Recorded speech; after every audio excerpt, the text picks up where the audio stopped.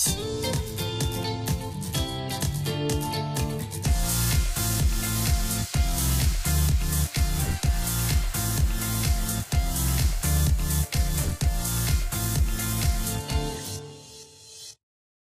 guys, welcome to another podcast. We're here, and as you know that we've done a lot of things for 2023 where all of our shows have started out being about restaurants, new things coming, the Inclusive Ventures program, all those things. So today we've got a special treat for you guys. Yeah, so obviously, as Grayson said, 2023 has got a lot of big things to look forward to. One thing, an additional thing to make it a big year is that AAEDC is celebrating its 10th year of managing the Volt Fund. And I'm going to go to the script here because when we're talking about money, I got to get it all the words right. Got to get those the numbers right. The Volt Fund is a program that assists small, minority-owned, woman-owned, and veteran-owned businesses in Maryland by offering them loans from $25,000 to as much as $500,000 for purposes such as business and commercial real estate acquisition and expansion, leasehold improvements, equipment, and working capital. So we actually manage the fund on behalf of the Maryland Department of Commerce, and it's supported by 1.5% of video lottery terminal revenue, so that's where the VLT comes from Maryland casinos. So part of my job is sharing around the office monthly reports on how much casino revenue is coming in, which means more money going into the Volt Fund to help small businesses. So with all of that in mind, we're very happy to share that we're going to be featuring 10 of the at present, 134 total business owners who've received a total of nearly $17 million in Volt Phone loans from AAEDC over those 10 years. And we're going to be featuring some of the earliest as well as some of the most recent throughout 2023. So without further ado, I'm pleased to introduce our very first Volt Fund Series guest, Cam Bowdren, founder and owner, along with Claire Bowdren, his wife, of Forward Brewing. So Cam, welcome to the podcast. Thanks for having me. I was actually thinking it's great. I mean, on the way up here, thinking, 3-4 years ago, I was wondering if I was going to get any funding, and here we are now. Man, that's a good. We love interviewing. To hear that. That's a good way to start it. Yeah. So then, I guess to kick things off, can you tell us a bit about your background, I guess also your wife, and how you guys decided you wanted to venture into the brewing business? Yeah. So I'm from Annapolis. Went through Anne Arundel County public school system for a long time. And my family's from here, from the Annapolis area. And I guess prior to Forward, I had kind of a mixed career. I was a teacher for a fairly long time, had a little contracting background. And, I was really kind of looking for what I wanted to do. And, somewhere along life, I started to appreciate craft beer, and sort of craft beer in the early days. Yeah, before it was before the typical. Yeah. And, you kind of go to a new area and you could find what the regional craft beer was. Right. And, of course, Annapolis had Fordham, which was Ramshead, out of Ramshead. Right. And so I feel like, early 20s, we went to Ramshead a lot, and we were regulars, did the beer club and everything. And eventually, they were popular enough that they got purchased, or at least a percentage was purchased by Big Beer. They moved out of Annapolis, and it felt like it left a void. I can remember the big copper, whatever you call them, the kettle. Walking by on West Street. So. Still there. I feel like it's one of those things it'd be too expensive to get out. Right. That makes sense. Becomes the landmark. Yeah. We thought it would be great if Annapolis had its own beer again. and we had a space down in Eastport, which is where we are now, that we thought would be a good candidate, and started putting together a business plan. Went to the city, and through many discussions, realized it wasn't going to work. Yeah. We know the rules and regulations in the city are their own sticky wicket sometimes compared to outside of the city. So there were a lot of reasons that it wouldn't work. So we kind of put it on the back burner, and I went back to teaching full time, and really enjoyed that career. And in that time I met Claire. We got married. Claire and I met actually at Vin 909, which is a restaurant in Eastport, where we worked together. And so I was teaching, went through grad school. She went through grad school. We were both servers and bartenders there at that time. And then the Brewers Association of Maryland was able to change some things with legislation on essentially allowing a brewery to fit into the restaurant zoning. Right.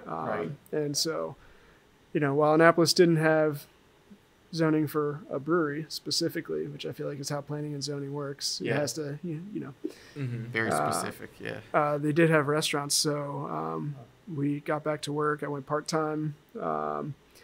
Eventually had to leave teaching completely just to focus on the business. And at that time, Claire was full-time employed, working for a nonprofit company. So it was quite a process getting through this. I think it took us 3 years before we opened the door. So that's good stick-to-itiveness. Yeah.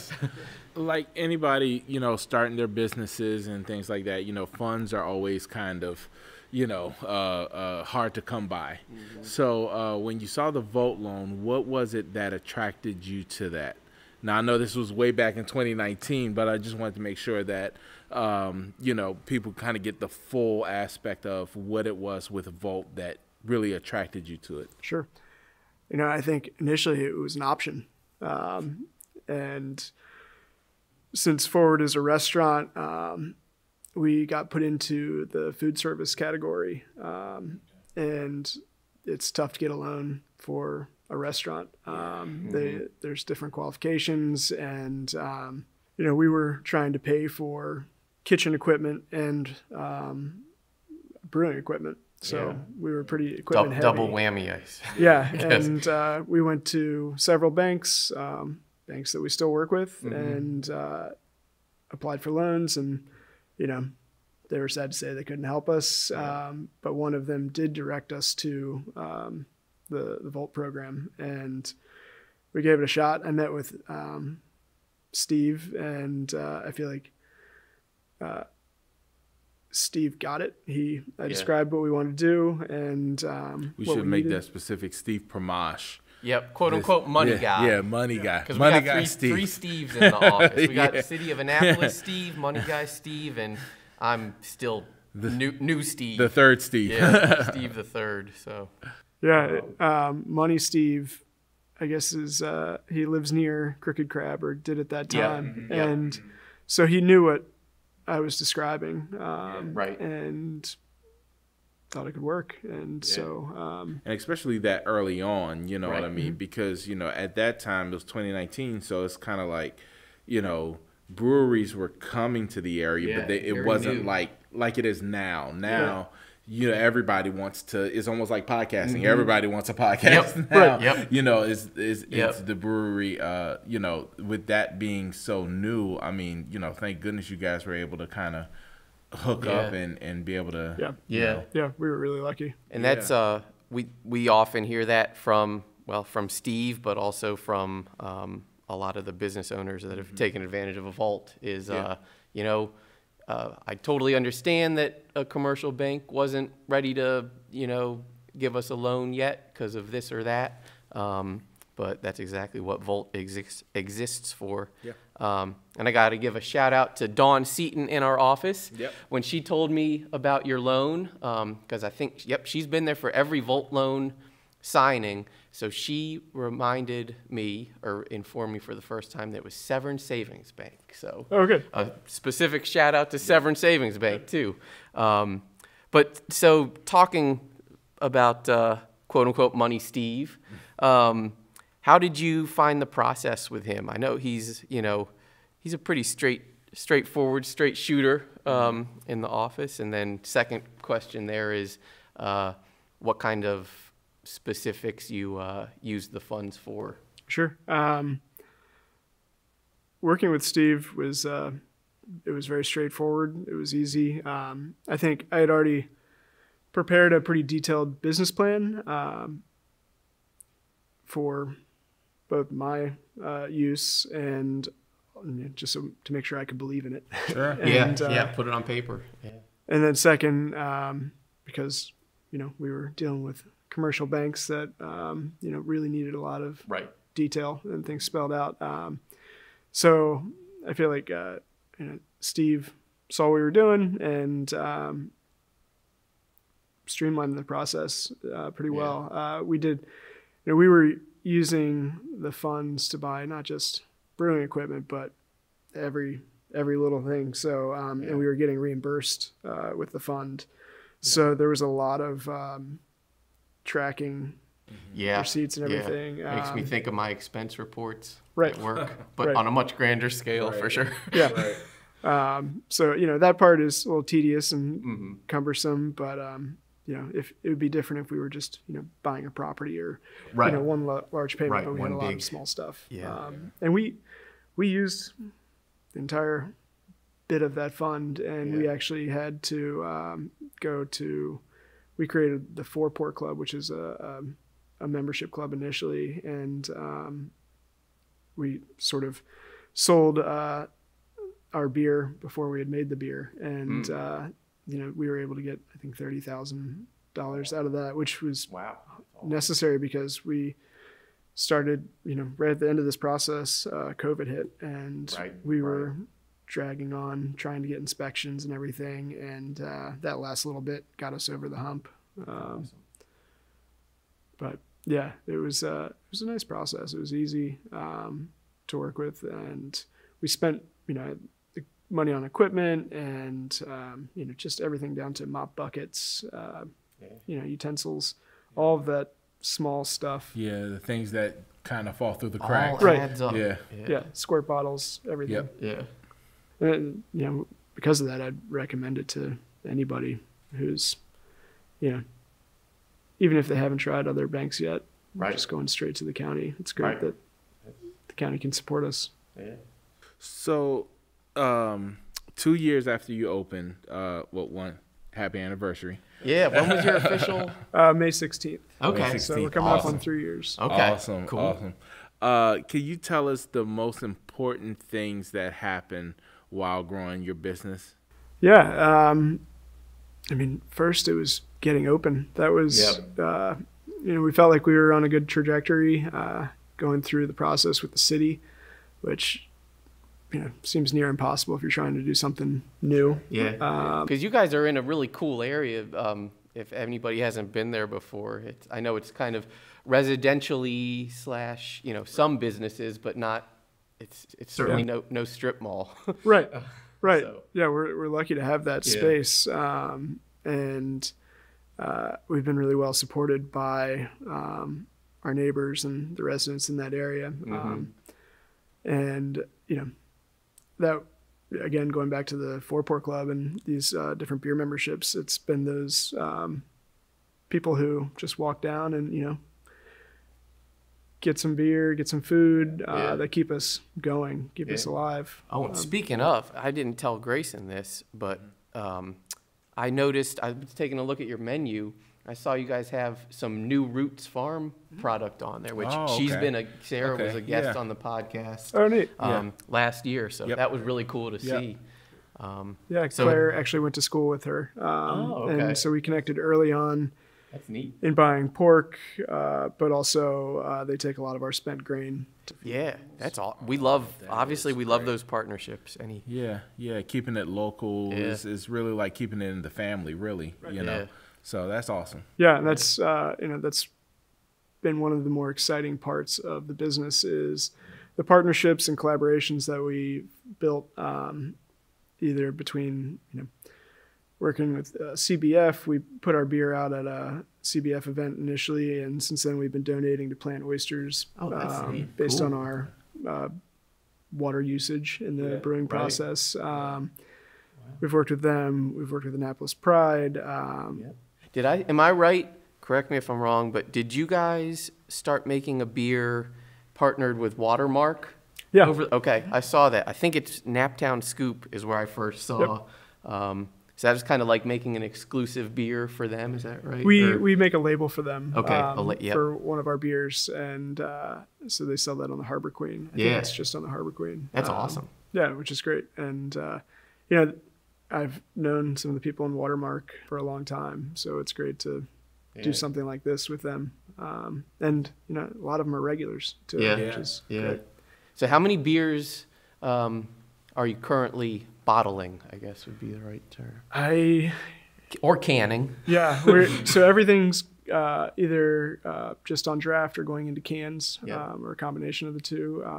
At this point, it's hard to say. I feel like I used to have a spreadsheet where I really tracked everything, and since then we've moved. That's good. You're growing too much. Yeah, we have software track now, it all. which is really helps. I feel like talking about exciting moments.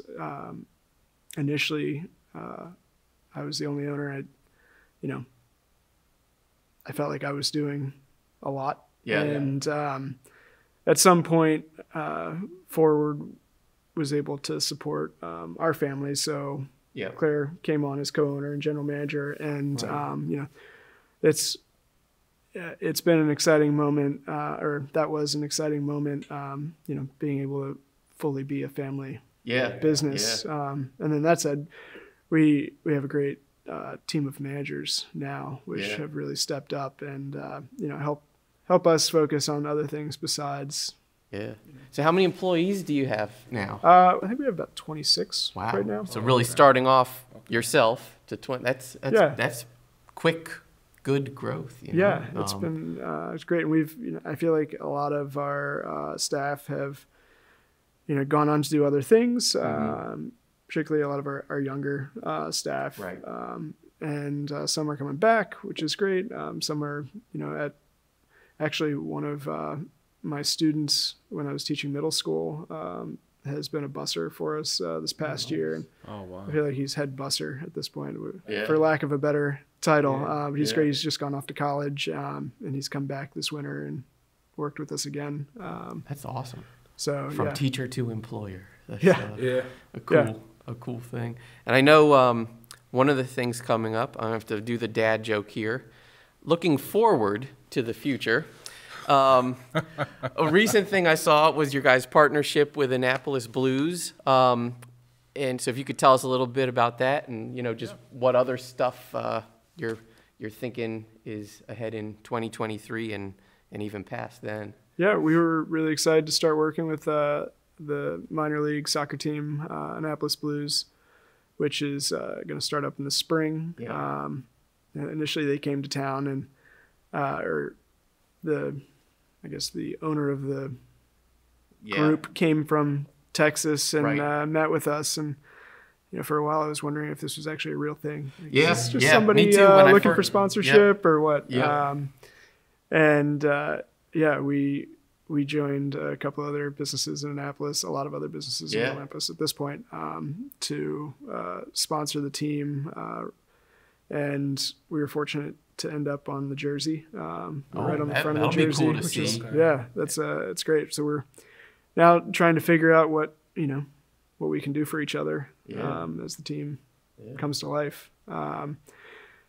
It's funny, actually. I feel like we have such a red theme. Now we're with the team. Like I said, that's why I wore red today. I wear red to match you guys. It's red has always been our personality, trying to lead from the front and going back to our sailing heritage. But you can't be red, white, and blue. I mean, right? It's the dream. But other things that we're looking forward to, we're about to work the croquet event for St. John's. Oh, very cool. which is pretty neat. I went to grad school at St. John's, so it's nice to come back and different capacity. You got all these connections from your history in your current business. That's really cool. I feel like that's it's all wrapped up together. We're also working on what we're loosely calling Forward Boat, which is we have a boat, and we're going to start doing some short trips on the boat, working with another partner to manage it. So that's a good good pairing. I feel like that was an exciting moment, was putting that all together and finally getting the boat. And right now we just drive the boat around, but we're working on beer and boating. It's a lot of Anne Arundel County. And it's a big part of we want to show off Annapolis, and we want to show off our home. And, that's why we work with other local companies as much as we can. And we're always trying to focus on the community as much as we can, and getting people out on boats and getting to see the space. So speaking of that, and to wrap up, you spoke to being local and living local. Because as a business owner, I know you're busy. I know you've got a lot of things going on. So what are some of the things that you like to take advantage of locally to just kind of let your hair down, have fun, enjoy yourself, and take the family out? What are some of those things? That's a good question. Aside from going to a lot of Annapolis Blues games, I guess, we're looking forward to that. Starts. I feel like we're finally getting back to the point in our lives where we can do other things besides forward. Which is fantastic. Really having our second child, that led us to delegate a little bit more, and our team showed us that we could and we could do it. So really, we like to go out when we can. We're going to Jesse J's. Nice. Tonight. Second podcast? First podcast. No, second podcast. Oh, really? Guest we had on Jesse J's, and that was on scene. So great. I'm still so great. Jealous whenever I watch That's that one. Yeah. We've only been once, and we went with the kids, so it was a challenge to enjoy fully. So we're going tonight. Absolutely. It's awesome. early Valentine's Day good call. celebration. Otherwise, we walk a lot. We walk a lot downtown in quiet waters. We live very close by, and spend as much time on the water as we can. I have a bad habit of buying boats that need help and putting in more time than necessary to get them going. And that's why I stick to paddle boards, because of my budget and because they are a lot easier. It's a little bit more exercise too. It's good. We try to. It is one of those things where people travel to see new places and see the natural wonders, and it's nice to appreciate what you have at home. We certainly agree with we often talk about anything you want to do, you can do within 30 minutes of wherever you live in the county. It seems like we were talking about it last week. It's really true. So I guess for my last question, thinking of being able to have some free time and trust the staff, that's probably going to be one of your answers here. But if you could just give a couple of other top tips for, early or aspiring business owners out there. I would say have a solid plan and be ready to pivot. I even driving here today,